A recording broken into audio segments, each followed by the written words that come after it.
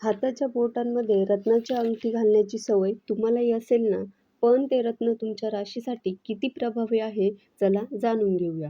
पुष्कराज हा गुरुग्रहाचा रत्न असून धनु आणि मेष राशीसाठी लाभदायक ठरतो. या रत्नामुळे व्यापार, आरोग्य आणि वैवाहिक जीवनात फायदा होतो.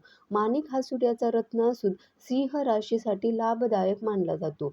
संततीसाठी आयुष्यात स्थिरता येण्यासाठी, अधिकार पद मिळवण्यासाठी हा उपयोगी ठरतो.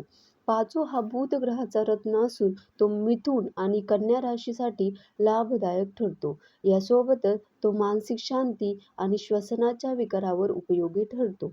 नीलम शनी ग्रहाचा रत्न असून मकर आणि कुंभ राशीच्या लोकांकरता उत्तम आहे. हा रत्न शनी संबंधित दोषांकरता उपयोगी ठरतो. हिरा हा शुक्र ग्रहाचा रत्न असून वृषभ आणि तुळ राशीच्या लोकांना हिरा घालण्याचा सल्ला दिला जातो. हिरा परिधान केल्याने कीर्ती आणि प्रतिष्ठा मिळू शकते. मोती हा चंद्राचा रत्न असल्याने कर्क राशीच्या लोकांसाठी लाभदायक ठरतो. तो मानसिक विकारांवर मात देण्यासाठी किंवा मनोबल वाढवण्यासाठी उपयोगी ठरतो.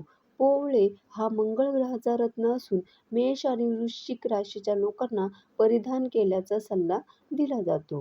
हे धारण केल्याने धैर्य आणि आत्मविश्वास वाढू शकतो.